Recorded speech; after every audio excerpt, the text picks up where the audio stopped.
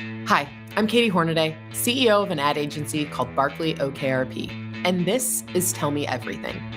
I became a CEO in the spring of 2025, right when our industry feels more unpredictable than ever before. Tell Me Everything is a series of candid conversations with leaders about navigating pressure, pivots, and change in real time, and about replacing isolation with honesty and community. Because the truth is, we're all just figuring it out together.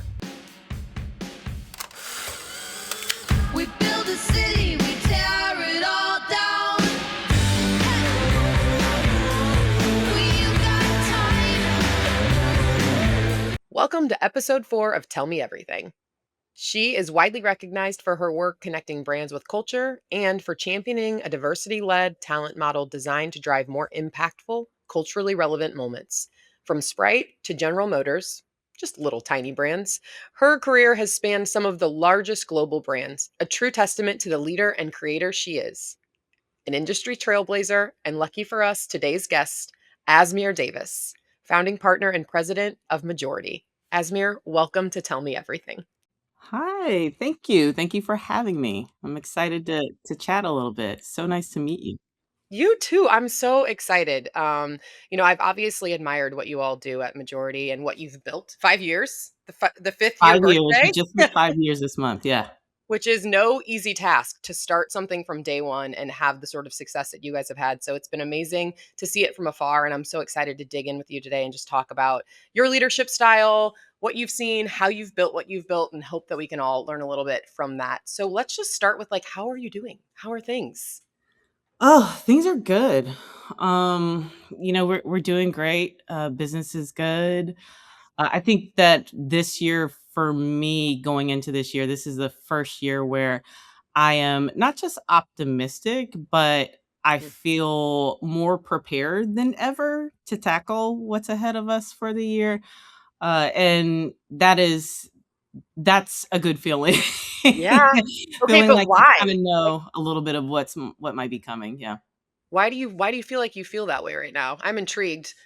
We hitting the 5-year mark was pivotal for us for a lot of reason. Last year was a what I like to call a stabilizing year for us. I think Mhm. the industry overall was going through a lot of changes. A lot of people were facing headwinds, and we took advantage of that opportunity to really solidify our foundation internally, just sort of codifying what we are, who we are, and how we want to move forward for the next few years to come, understanding the shifts that are happening in the industry and what's worked for us in the previous 5 years.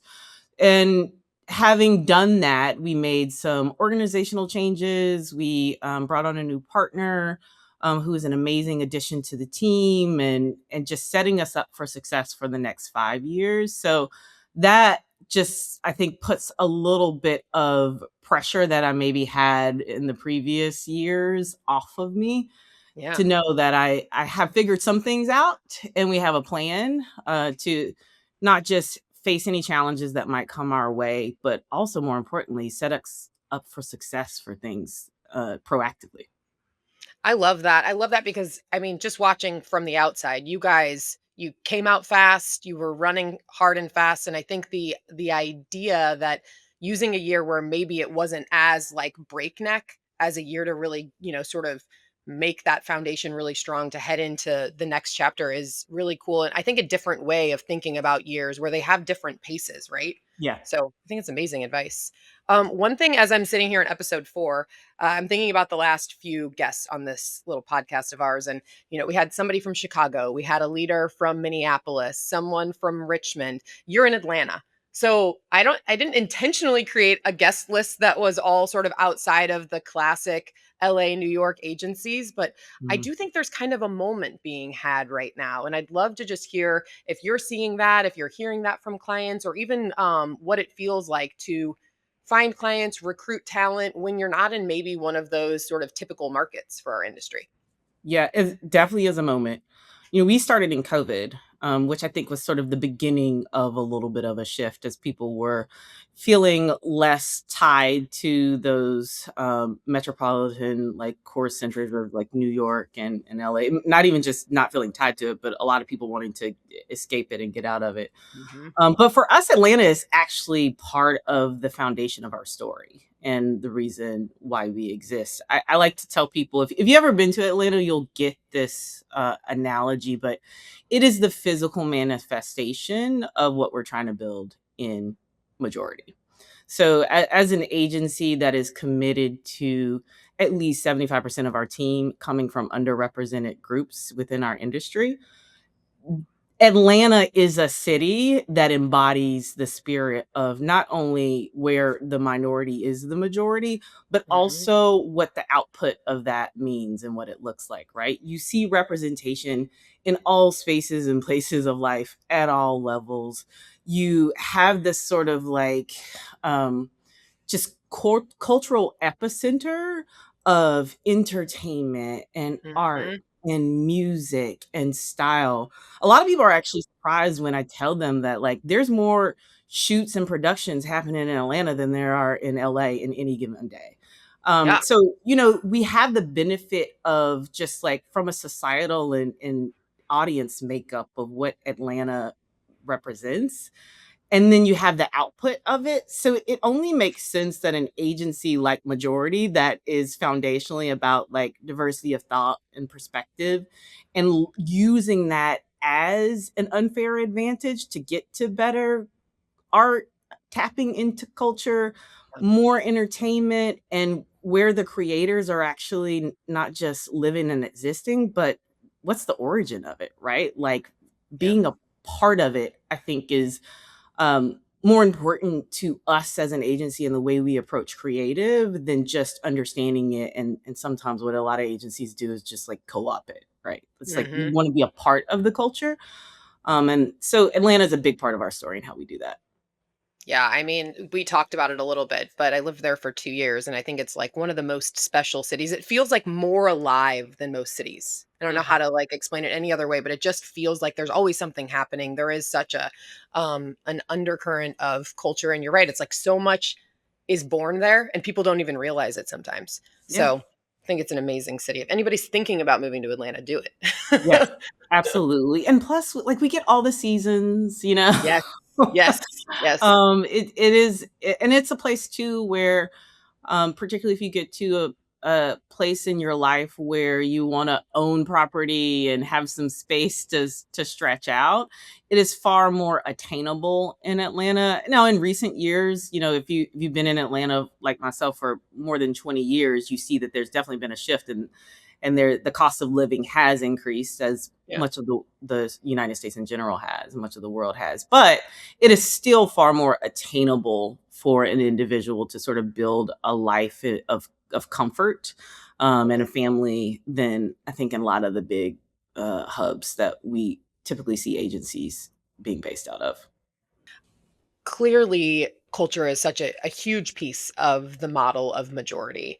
And in fact, I want to go to a few quotes that we've seen in the press from Omid, your co-founder. And he has said that your leadership has been pivotal to majority's success. The other thing he said, and this is like the very high praise, but a lot of weight. He said that you are the conscience of the company and the embodiment of the values, and like that's a pretty tall order. That's very high praise, but there's a lot in there. And so, what does it mean to lead in that way? How does that show up day to day? And tell us a little bit about how you get such incredible praise.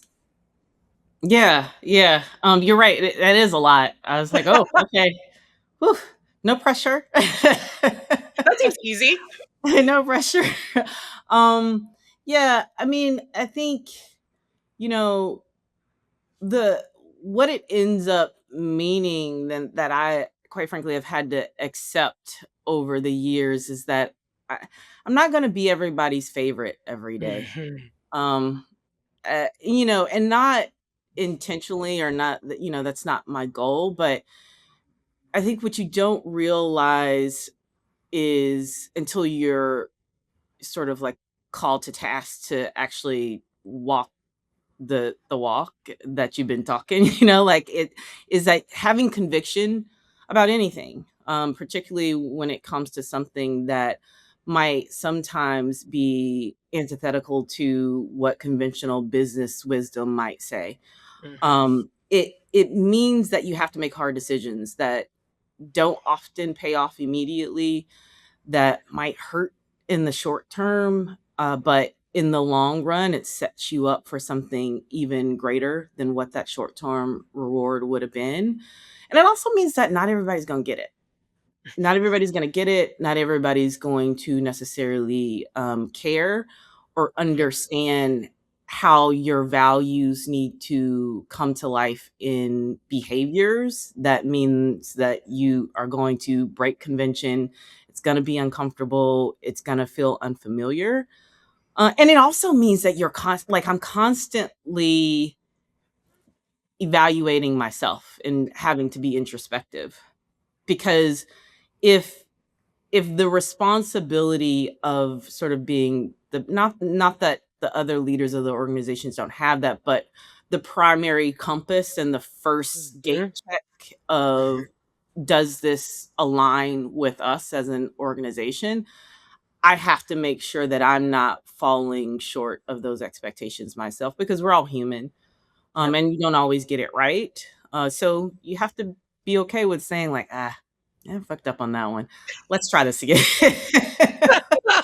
But it sends a message to other people. And I think if I don't get anything else right as a leader, I want to get that right. I might not make every single decision right, but I want to be able to say that, these are the values that I set forth for an organization and for everyone who wants to be a part of it. And we're going to manifest those and illustrate them in every day. And so, but it also makes it a little easier to make decisions, if I think Yeah. about it. And the reason why I say that is because if you're ever torn between something, and then you just say, wait a minute, because sometimes you can get distracted. Right. If you say, wait a minute, let me go back to and filter this thing through the context of our values. Yep. Now ask myself the question of like what to do, or does it align or not? Having a rubric is a great tool to have at your ready, and one that's grounded in what you want to be, because it does help you get to hopefully what is the right decision quicker. Right. Well, I mean, and did you have a like codified rubric for your values before last year, or is that a thing that you put into place last year when you sort of had a minute to breathe? No, we did. We One of the things that we did in our first retreat that we were just talking about was we rolled out those values. I think that's why the retreat is so critical for just our day-to-day business. We don't do anything else every year. We make sure we have that moment to collectively gather all of the team. We don't we don't spend a whole lot of time talking about like client work. Like that's not the purpose of it. It is Yeah. truly like team building, regrounding in the values and what we stand for. So we rolled that out in year one. And ever since, we just continue to remind ourselves about it. Like every year, we start off with somehow incorporating the values. And it's part of what we put into our onboarding process for new team members. Yeah. So it's a big piece of, I think, how we continue to do what we do and stay true to that as Yeah. we grow. So it's really fascinating to me as we started to talk about your path and particularly when it comes to majority. This idea of being a founder, being there from day one to sort of birth a baby and then see it grow. And I think about that in contrast of myself and our companies, hundreds, but it's still hundreds of people. And even at that scale, I recognize that when we hire people and when we bring people in, they all continually reshape the culture of our company. I talk a lot about it as like the soul of our company. And so I'd love to hear about from your perspective, when you start from the ground level, what does it mean to bring new talent in? What does it mean to both be limber enough to let new perspectives shape and evolve who you are as a culture? And what does it mean to protect the real initial Yeah. intent of majority? And how do you do it? Yeah. It's probably the hardest thing about building an agency. Every new hire matters. Mhm. Totally. Even every piece of business you take on matters and can shift your culture and the tone of your business and your agency one way or the other. And we don't always get it right, Yeah. but you hope that by communicating really clearly what you stand for and allowing people to make the decision on whether or not they want to be a part of that, some people will naturally weed themselves out. Yeah. um and then also it's just like when people ask me about, like, so what's been the hardest thing, a lot of people assume it's going to be the business part of running an agency, like make sure we fill the pipeline and fostering great client relationships. That's yes, you got to do that. We didn't have many struggles from that standpoint, because we just, I think a little bit of luck and setting forth a clear intention also helps Yeah. tremendously. But when you're trying to achieve anything and you're doing it with a collective of individuals where no one's checking the same boxes. Right. uh, Intention. yeah, yeah, Yeah. like by design, Right. right? um all of a sudden stuff gets much harder than you expected. Like, I remember probably about, like, maybe 8 months in, it was before we hit the 1-year mark. That's part of why we rolled out the values that we did, is that I sat back and I said to myself, I was like, "This is why no one's done this before. Yeah. Oh my god." I'm like, "This is so hard." Oh, I get it. I get it. Because like, before we started this, like, one of the things that Omid used to say all the time is just like, this seems so obvious. I don't know why no one's done it before. And I'm like, yeah, yeah, come on, let's just do this. And then we quickly got in and it was like, oh, all right. Okay. We got 15 different personalities, perspectives, everybody. And not only do you have this, like, diversity of thought and experiences, part of the remit of what you're building is that everyone has space to, like, Yes. and a platform to let that live and breathe and be a part of the work too, right? Like, not just tolerated, but celebrated and infused into what we do. And you're like, oh, now all of a sudden things that used to be real easy are now far more difficult because you have to take the time to evaluate and question maybe, like, assumptions that you might have had, to Mhm. learn, right? To learn about new cultures and ways of living and existing in the world that you aren't familiar with, and then apply that to with a level of understanding to what are the implications for how I should look at this thing or whatever. I've said this so many times now. I'm like, I'm sure people are sick of me saying it, but I cannot think of a better way to illustrate it. It's like, if you ask 10 Asmirs to go into a room and make a decision, we're coming out real quick. Like we speak the same language. We all have the same reference points. We probably, like, I don't even know if we need to exchange words. It'd be like, yeah, yeah, Yeah. of course, We know it's what we're this, doing. right? Of course. But when you ask 10 individuals who all have different perspectives and oftentimes don't not only do they not have the same references, the even language, right? Mhm. Like, Mhm. what you mean by a certain word might not be the same thing as my understanding of that. Cultural nuances of tone, of even proper ways of interacting with people and interpersonal relationships and how people take that and Mhm. respond. All of that comes into play. And so it is definitely much more difficult when you are intentionally building a team with diversity at the center of it. And that's part of the reason why, like, the values piece of it is really important. Yeah. Actually saw recently Simon Sinek talked about, like, what culture means to him from his perspective, like how he defines it. The way he simplifies complex ideas, I always enjoy. But he said that like he defines it as where it's the intersection of the values that you have and the behaviors that you manifest, Hmm. and that's what your culture is. I'm like, Yeah.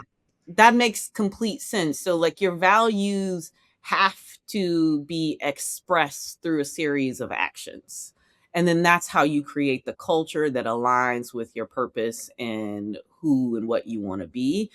So, if you keep that at the center and then you start to decision off of those things, Yeah. your behaviors ultimately illustrate to the broader team, particularly as a leader, what culture looks like for the organization. And so even when you add people on, we recently added on a group account director who is amazingly talented, seasoned, experienced, like just smart as a whip.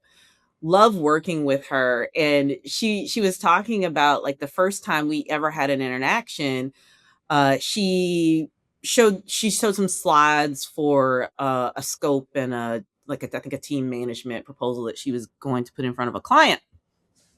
And we were reviewing it, and she was like, "I'll never forget the first thing you said to me was like, we don't do it like that." Yes. And she was like, and she's like, in my mind, I'm like, she's a group account director, like I said, seasoned. She's like, I know how to do a scope.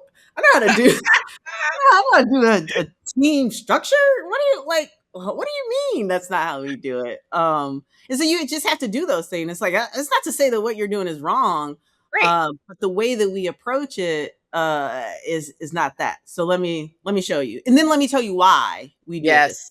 Yes. Yeah. Yeah. I mean, I love that. I also have to know. So I think it's so interesting when you talk about the dynamics. You've created an environment where you want people to come with diversity and to intentionally bring that into every conversation, every decision, every room. So, like, I imagine there's a lot of debate, a lot of open conversation. How do you get to a decision sometimes?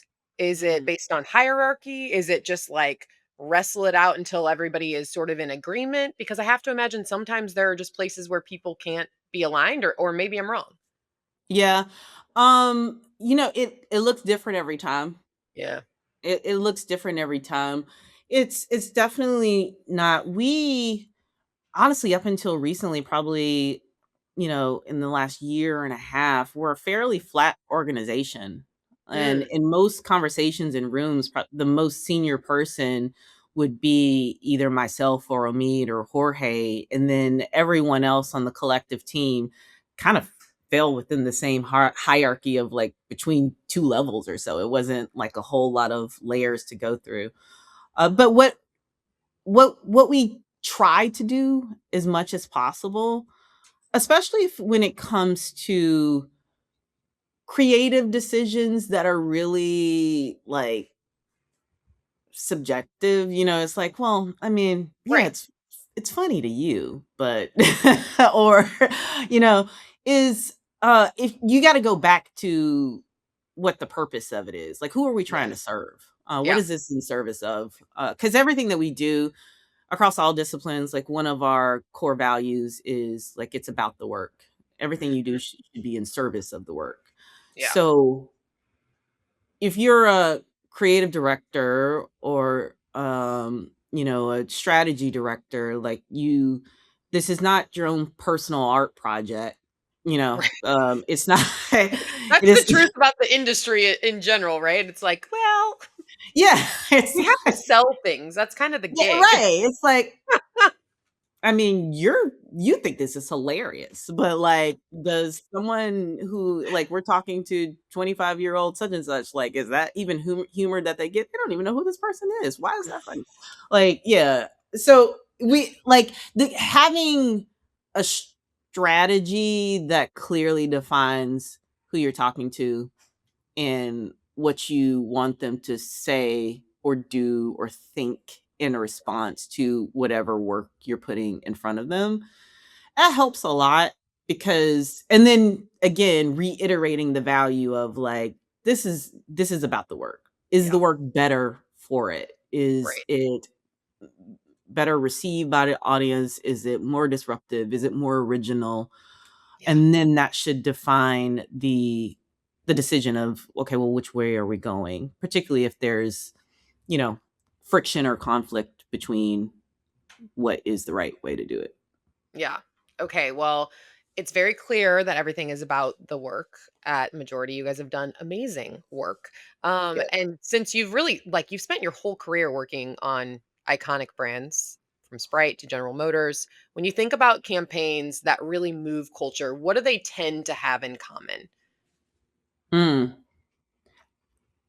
I think that the work that is really not just like culturally resonant, but like actually plays a role in culture, the thing that they all have in common is a level of specificity to a particular perspective within culture.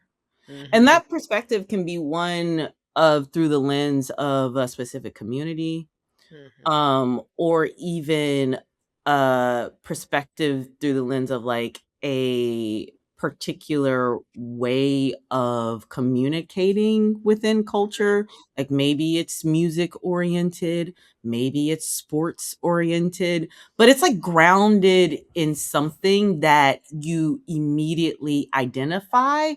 even if you're not a part of it. Yes. Right? Like, I love that. and I really kind of came to this conclusion. I credit the work that we've done on Sprite with that sort of take on it, to be honest with you. Because when we started working on that brand, one of the things that we were tasked with doing was regrounding that brand into its cultural like position that it had kind of maybe lost, or at the very least competitors and consumption habits were kind of chipping away at it. Yeah. And I think that they kind of were starting to go down the road that a lot of brands, quite frankly, fall victim to, which is trying to be all things to everybody. Hmm. And the I think the conventional assumption is when your audience in terms of who you want your product to serve or be desirable to is really broad, you think you have to have a broad voice or a broad perspective as a brand. And actually it's the opposite of that. Hmm. You have to have a clear articulation of the perspective that best embodies the spirit of the type of brand that you want to be and what you want to be known for. And then by proxy, it sends out a signal and has a halo effect to all audiences, even if that isn't their personal lived experience or perspective that they are familiar with. And that's Yes. what Sprite did in its origin.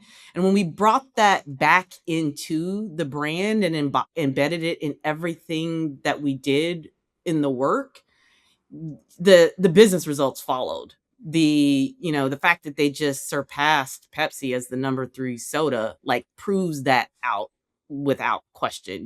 If there's any question that like creativity and culturally resonant work moves business, like that's Hmm. a case study if I've ever seen one. Yeah. And they're continuing to do it. We just renewed the partnership with the NBA, which they had gotten away from, and it's like it makes sense. It's like you don't have to be into basketball to appreciate what that means, right? You don't have to li- listen to hip hop to understand the cultural voice and what that means for a brand to like speak from that perspective. And that's what I think all of the work that I've seen, not just that we've done, but just out in the industry and in the market, that really I say like, yeah, that brand gets culture and it is a culturally relevant brand that resonates with a particular audience. That's what they have in common. They are unapologetic about the perspective that they're speaking from, even if it's not for everybody. Yeah, I mean, I even think about like sometimes the simplest way to think about brands is to think about them like human beings. And if you were at a Mhm. party and someone was just so broad and so vague and not hateable, but fine, they're Yeah. way less interesting than someone who is magnetic because they are so intriguing about specific topics, whether you know about them or not. And sometimes Yeah. we lose sight of that and we start to go, yeah, exactly. Like we're building this brand for everyone because everyone drinks a Sprite. And it's like you've Yes. completely lost the plot. Yes. Exactly. Exactly. Amazing. Well, that was incredible. I wanted to be like, "Yes, keep going, Asmir." That was like a master class in how to build culturally relevant brands. So, thank you for that. And I would say like, it's clear you've been in this industry for a long time. You've been doing this for 2 decades.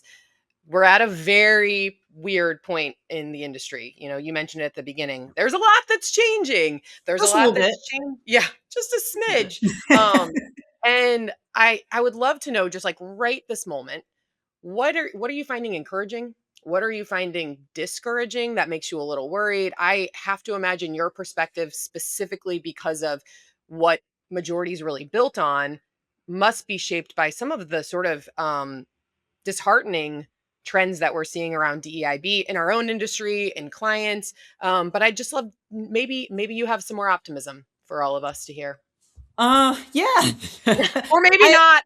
Yeah, no, I actually do, to be honest with you, and I think my perspective probably comes from the DEI piece of it, obviously, because of the type of agency that we, are and are building, but also as a small independent agency.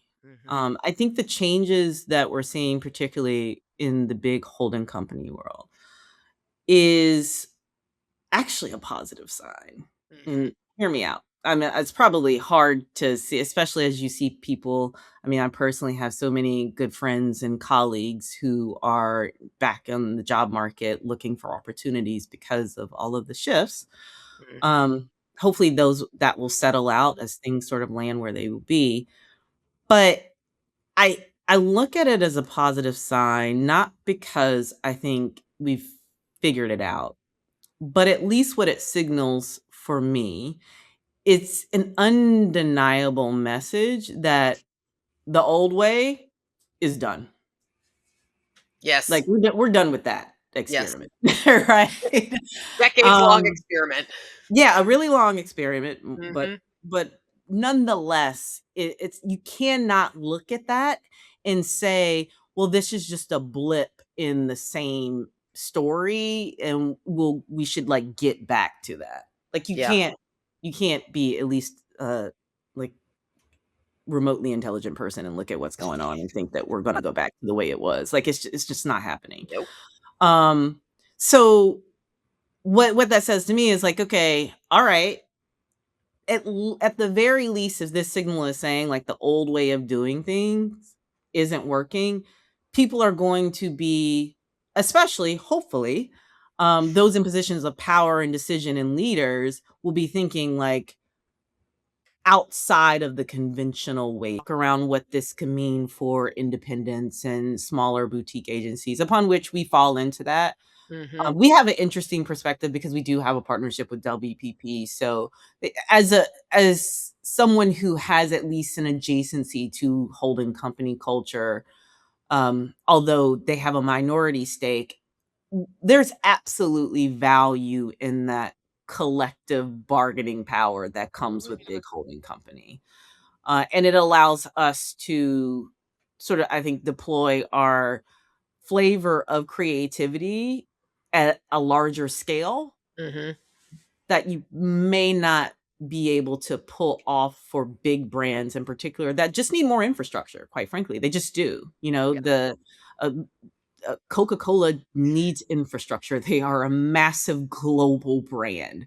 And Right. so, my team of 45 can do as much as we can, but, at some point, you really need that global network of expertise, technology, tools, and resources to deploy marketing initiatives on their behalf Yeah. that are effective, and also you can communicate and showcase and illustrate that it's working.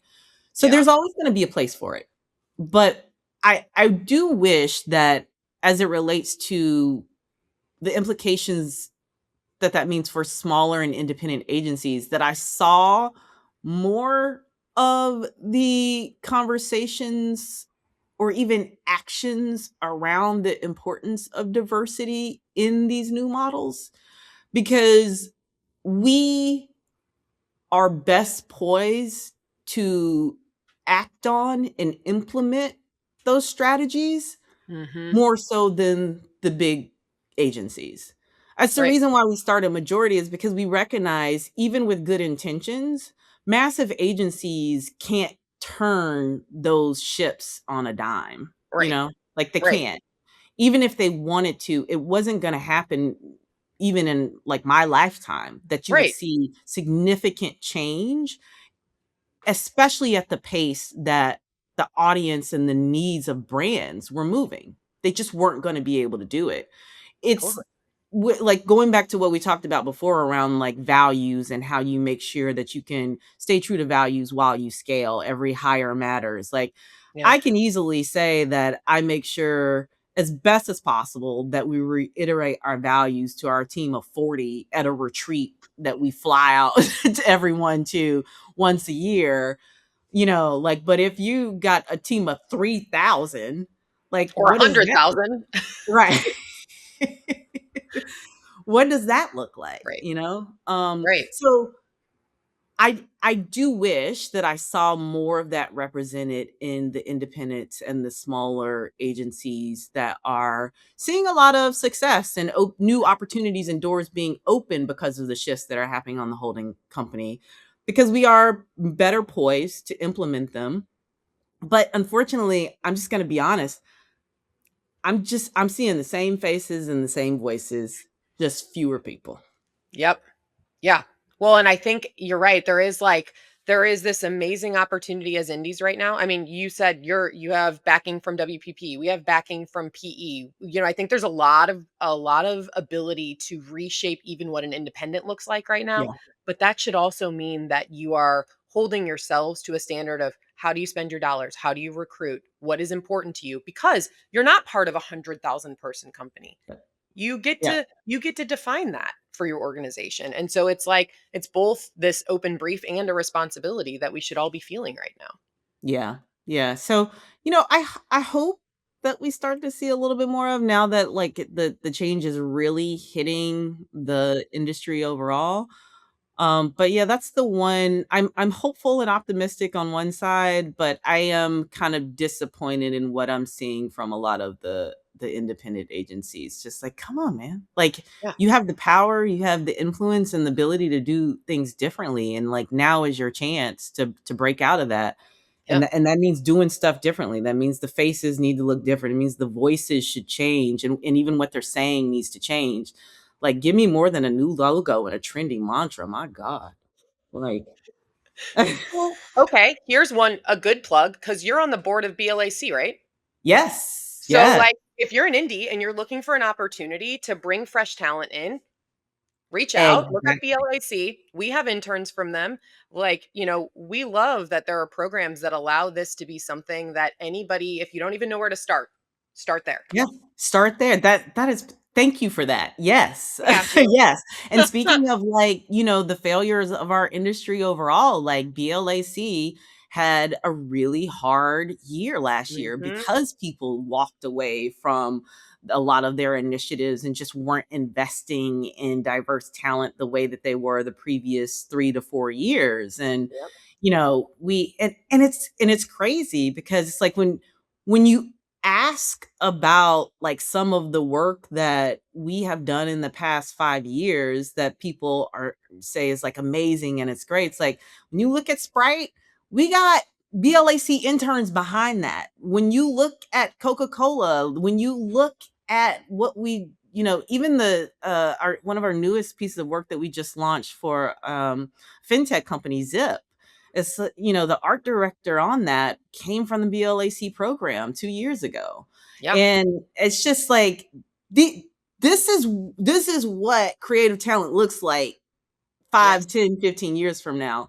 So you can't keep using the same blueprints and systems and ways of pipelining talent and evaluating what talent looks like and think you're going to get a different result. So yes, Well, highly encourage. It's not too late if you're an independent agency to get on board with BLAC. and I would also say, like, as we enter an era of I think sort of homogenous POVs become even less valuable, Yeah. and voices that are close to culture and close to youth culture and close, and bring something different to the table, that becomes even more valuable. And we have to see that um through diversity and through like internships and those who really get it. You're not going to Yes. get that from AI. Yes. You're not. You're not.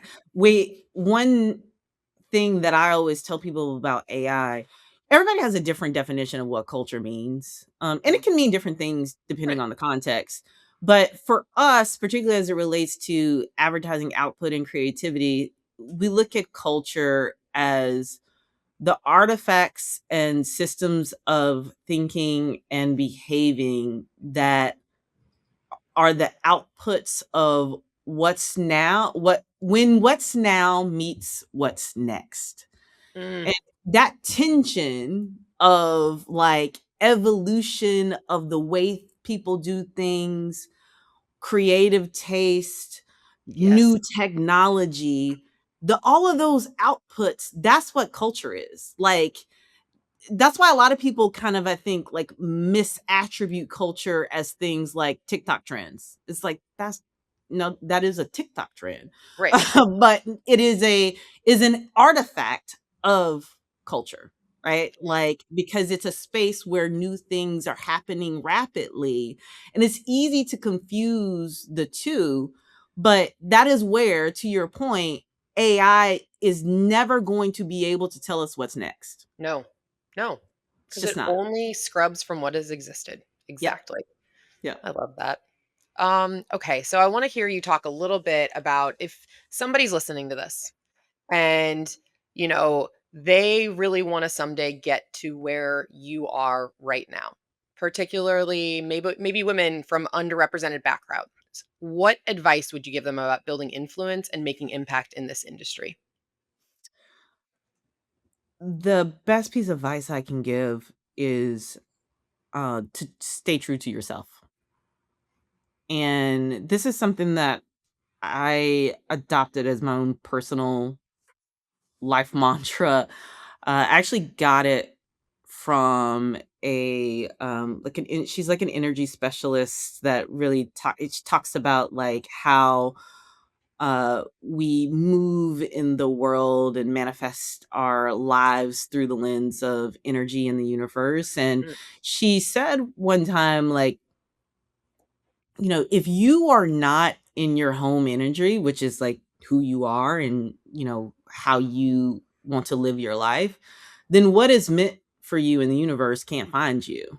mm, Which makes so much sense when you think totally. about it. Yes. I think we forget that because we live in such a technology-focused world and digital world where we are completely accessible to everybody at all times, no matter what we're doing and where we're at. Like, I'm of the big age where I still remember the home line. Like Big age. I'm of that big age. Like, I still remember having the home phone, Oh particularly yeah. like as a teenager, right? Like waiting on that phone call. Or where snail mail was still the primary way that you could communicate with someone in written form. It wasn't text and email. Yep. So if you weren't home to answer the phone when the person was trying to reach you, you're not going to get the call. You're going to miss it. If you're not there to receive the mail or the package or whatever it is at your home address, you're going to miss it. And so when you stay true to yourself, the things that are meant for you will always find you. And it's the thing that it's also freeing because it's Yes. exhausting trying to be something Yes. that you're not. Particularly again as a black woman who you're probably going to be one of one in a space, oftentimes, especially in professional settings. You don't typically have a blueprint to go off of. I can't look, if 10 years ago I wanted to think about like I want to build an agency and be a part, like what's another black woman who's like there's not a slew of them for me to go from and call up and say like, "Hey, you got advice?" Right? There's a handful of them that have done it to credit to themselves. Like, it is hard. And so you don't have Mhm. the blueprint to go from. So all you can do is be yourself and let the things that are meant for you find you. And it's exactly how even the opportunity to partner in this endeavor at Majority found me. I did not know Omid. I did not know Jorge. I did not know Shaquille O'Neal. No As most industry. don't. Right, as most people don't. I knew who he was as a celebrity, not as a business partner. But what I had done is I had built a reputation for myself over the course of, almost 2 decades of what I stood for, the things that were important to me, what I was good at.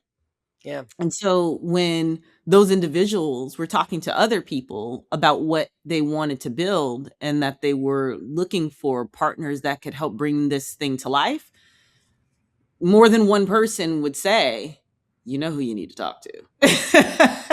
I love that. I love that. Yeah, so that was just me being very clear about who I was, what mattered to me, and communicating it loudly and proudly. So, I encourage people to do that as much as possible. Amazing. Okay, so we're doing this little thing where we ask the woman who came before you to ask you a question. And so before you was Nikki Baker, who's the CEO of Fallon in Minneapolis. And I love her question because it is so practical, but also like an excellent question to ask. So her question is, when traveling for work, what is the one non-work item you must pack in your bag or carry on? Oh, easy. An electrolyte hydration pack. Hey, saying the same thing. I had someone once say to me, "I bet you have such a great routine for keeping yourself healthy with all of your travel." I said, "Literally, the only thing I can do is water, Yep, water and electrolytes." that's it. I don't have Do you have a anything favorite else. brand? Yeah, I really like Pedialytes. Oh, dang. Okay. All right. Mhm, I like that. mhm. Yep. That's a good one. I ran across those with one of our clients, Abbott, Yes. makes the Pedialyte brand. Tried them one time, and I was like, "Oh, these they gotta." I don't know what it is. I don't know what they do different, but I definitely feel that they are super hydrating. They leave me, especially if I take it the night before, then the following morning feeling much more refreshed than I would have otherwise. Yeah. Okay. Add to grocery list right now. Yep. I love it. All right. Final question I'm asking everyone. So Mhm. you've obviously done a ton in your career, but what's the one thing that you are still figuring out? Oh, um, I'm still figuring out how to depend on other people. I think that is just, you know, it's a difficulty is based on my personality. It's difficult as the only girl and growing up as the youngest. I have a natural inclination for independence, but it was Mhm. also highly encouraged of me growing up. And so it is not organic for me to immediately rely on and depend on other people. You couple that with people gonna let you down, and so you gotta, there's muscle memory there of like, "Oh, Yeah. last time, no." Yep. So you kind of have a little trauma that you're trying to overcome of people letting you down. But especially as you get older and your capacity shifts, and I recognize that I cannot do or be all the things that I want to do and be without relying on others. Yeah. And how do you get that while still accepting that people will still continue to let you down? Totally.